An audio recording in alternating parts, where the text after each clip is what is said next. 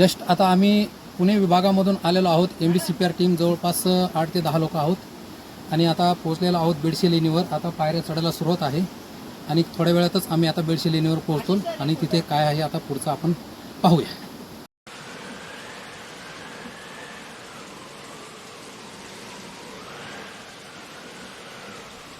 आता सर्व सदस्यांनी लेणीच्या पायऱ्या चढायला सुरुवात केलेली आहे आणि आपण बघू शकता फारच मनमोहक आणि पावसाळी वातावरण असल्यामुळं सुंदर असं दृश्य आपल्याला पाहायला मिळत आहे.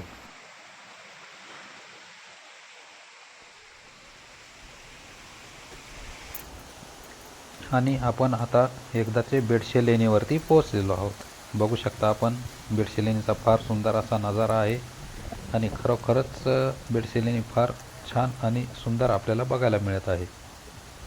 छोटंसं उगलेलं गवत आणि आजूबाजूचा परिसर बघता या सुंदरतेमध्ये या परिसरानं अजूनसुद्धा भर टाकलेली आहे.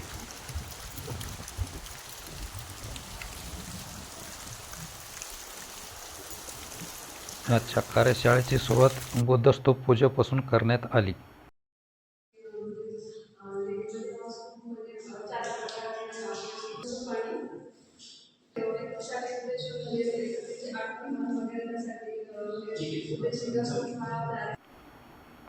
कार्यशाळेला आलेल्या सर्व सदस्यांनी लेणीची माहिती देण्याचा आणि घेण्याचा अतोनात प्रयत्न केला की जसे की आज आपण कार्यशाळेला आलेलो आहोत तर इथून काहीतरी घेऊनच जायचा हा निश्चय करूनच सर्व सदस्य आज कार्यशाळेला हजर होते.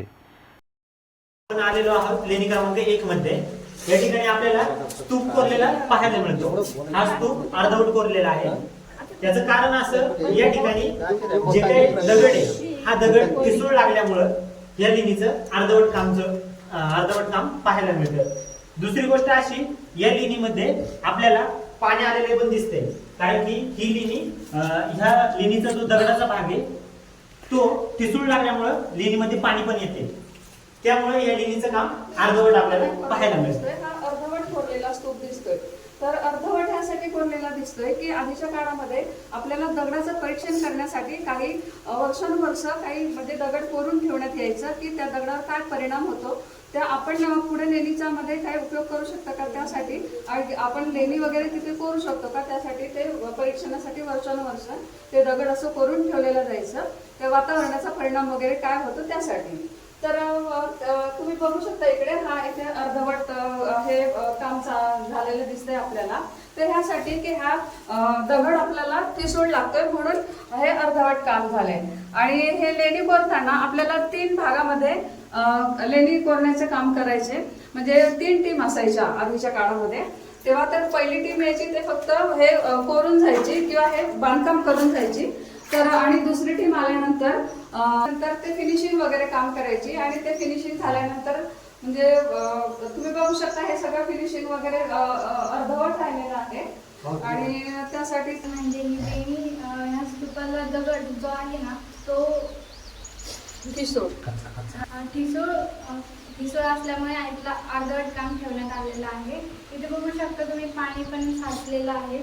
आणि इथे 3 टीमने पहिल्याच्या काळात काम केलं जायचं. पहिली टीम करायची ती म्हणजे तिथे म्हणजे कोरायचं काम करायची. दुसरी टीम आबडधोबड काम करायची आणि तिसरी टीम म्हणजे फिनिशिंग द्यायची. असंच काय हा दगड ठिसूळ असल्यामुळे इथे काम करण्यात आंदोलन झालं. या ठिकाणी एक पाण्याचं टाकं म्हणजे पाण्याची पोडी बोललं जातं आणि ह्या पाण्याच्या पोडी ठिकाणीच हा एक शिलालेख आहे. शिलालेख लिपी धम्मलिपी आहे आणि भाषा प्राकृत पाली भाषा आहे. तर त्याचं थोडक्यात आपण वाचन करूया की कसं आहे. तर पहा या ठिकाणी लिहिलेलं आहे सुरुवातीला एक त्रिरत्न आहे आणि त्रिरत्नाच्या पुढे लिहिलेला आहे शब्द धम्मलिपीतून महाभोय बालिकाय महादेवी महारठिनीय सामडिनिकाय देय धम्म अपदेवनक द्वितीयकाय. म्हणजे याचा थोडक्यात अर्थ असा होतो की महाभोय बालिकाय म्हणजे महाभोय याची मुलगी कोण महादेवी महारठी सामडिनिका ही कोण आहे अपदेवनक द्वितीय काय म्हणजे दुसरी अपदेवनक याची दुसरी पत्नी आहे आणि तिच्याकडून हे धम्माला दान दिलेलं आहे. देय धम्म म्हणजे देणगी. हे धम्माला दान दिलेल्याचा हा शिलालेख इथं आपल्याला पाहायला मिळतो. तर बेडशी लेणीला या ठिकाणी मेन चैत्यग्रहाच्या चैत्यकामणीच्या समोर एक शिलालेख आहे. तर तो शिलालेख पाहूया आपण. तर ह्या शिलालेखाची लिपी ही धम्मलिपी असून भाषा प्राकृत पाली आहे. तर त्यानुसार आपण आता ह्याचं वाचन करूया काय काय आहे. तर पाहूया धम्मलिपीमधून लिहिलेलं आहे. नासिकतो आनदस सेठीस पुतस नासिकतो आनंदस सेठीस पुतस देय धम्म. आता हे दोन अक्षरे तिथं एक काळाच्या ओघात गेलेले आहे. तर याचा उत्तर म्हणजे अर्थ काय होतो की नाशिकचा आनंद नावाचा श्रेष्ठी म्हणजे शेठ किंवा तो व्यापारी वगैरे असेल, पण इथं श्रेष्ठी की त्यांचा आनंद नावाचा त्यांचा मुलगा कुसनक असेल, तर त्यांच्याकडून हे दान दिलेलं आहे. तर दान दिलेलं कुठला हा एरिया म्हणावा लागेल आपल्याला की हे लेणं दान दिल्याचा हा या शिलालेखामध्ये तो उल्लेख दिसतो आपल्याला. मला ऐकून घ्या ना पुढचा. बरोबर आहे, बरोबर.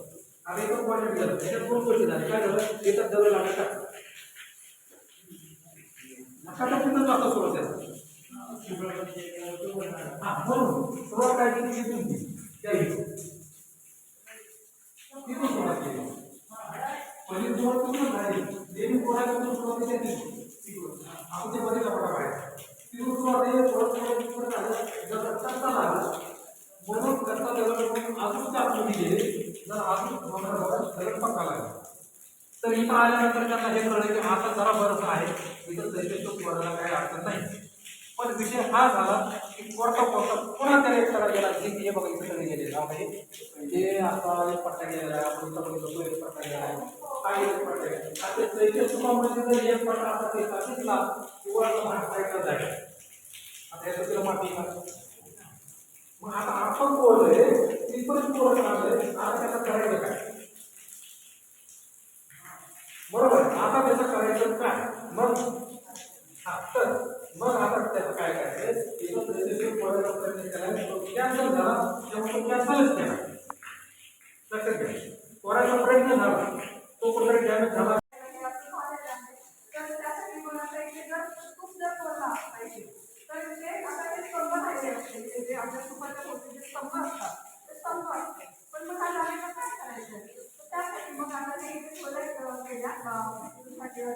आणि ते दरवाजे वगैरे केले आणि मग मी आता त्याचं पद्धत ठेवलं आणि हे विहारसाठी मग ते जागा आपल्याला वापरण्यासाठी.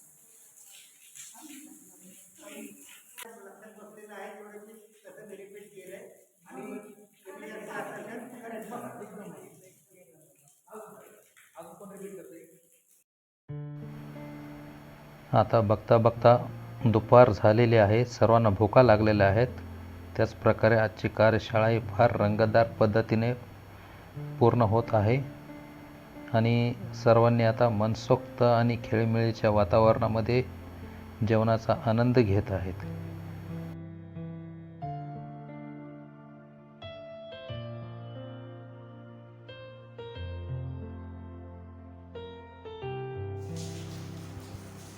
आपण आता बघू शकता लेणीचं सौंदर्य, लेणी कोरण्याची कलाकुसर आणि लेणीची भव्यता. जर तसं बघायला गेलं तर मावळ विभागातली ही सर्वात सुंदर आणि व्यवस्थित जशास तशी असणारी लेणी आहे. लेणी तशी छोटीशी परंतु फार आकर्षक आणि सुंदरतेनं नटलेली आहे.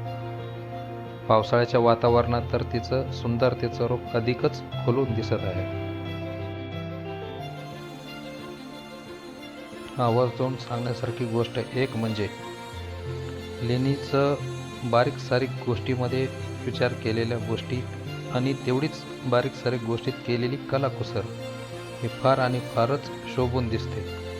असंच नाही की पूर्ण लेणी ही बारीक सारीक गोष्टीनं सुशोभित आणि नटलेली दिसत आहे. कारण प्रत्येक लेणी कोरताना ह्याच गोष्टीचा विचार केला जातो. कारण काळ्या कातडात कोरणे म्हणजे फारच जिकिरीचं काम असल्यानं बारीक सारीक गोष्टीकडे त्या ठिकाणी लक्ष दिलं जायचं आणि त्या पद्धतीनं कुठेही चूक होऊ नये ही पुरेपूर त्यावेळेस काळजी घेतली जायची. अशाच प्रकारे ह्या लेणीमध्ये सुद्धा बारीक सारीक गोष्टीची काळजी घेण्यात आलेली आहे आणि अशा प्रकारे फार सुंदर आणि छानपैकी नजारा आपल्यासमोर दिसत आहे.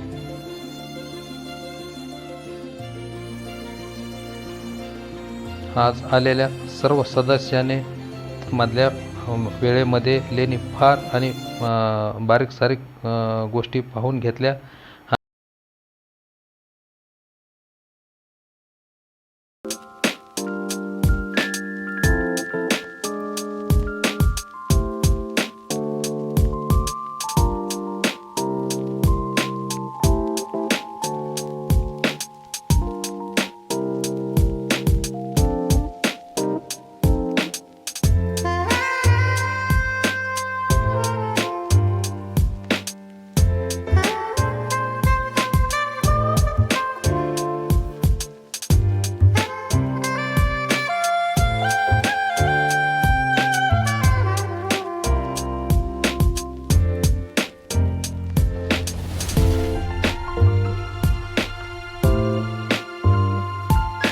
बेडसे लेणीतील हा स्तूप फारच सुंदर, मनमोहक आणि मनाला भावणारा आहे.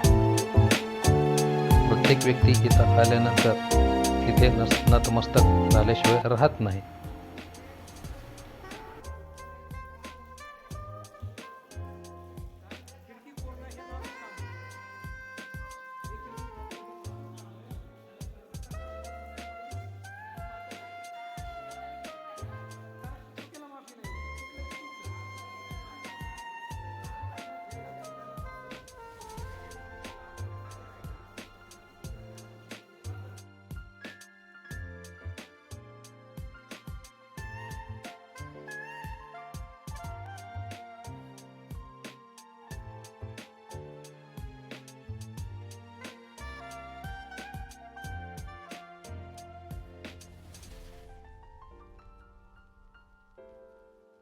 आजची कार्यशाळा कशी झाली यावरही प्रत्येकाचं मनोगत घेण्यात आलं. पावसाच्या छान वातावरणात सर्वांनी एक ग्रुप फोटो घेऊन परतीचा प्रवास सुरू झाला. आजच्या कार्यशाळेमधील सर्व सदस्य कार्यशाळेदरम्यान फारच खुश असल्याने लेणी उतरतानाही त्यांनी प्रत्येकाने मनमुराद पावसाळे आनंद लुटण्याचा प्रयत्न केला. प्रत्येकाला अशा वातावरणामध्ये सेल्फी फोटो काढण्याचा मोह आवरता आला नाही.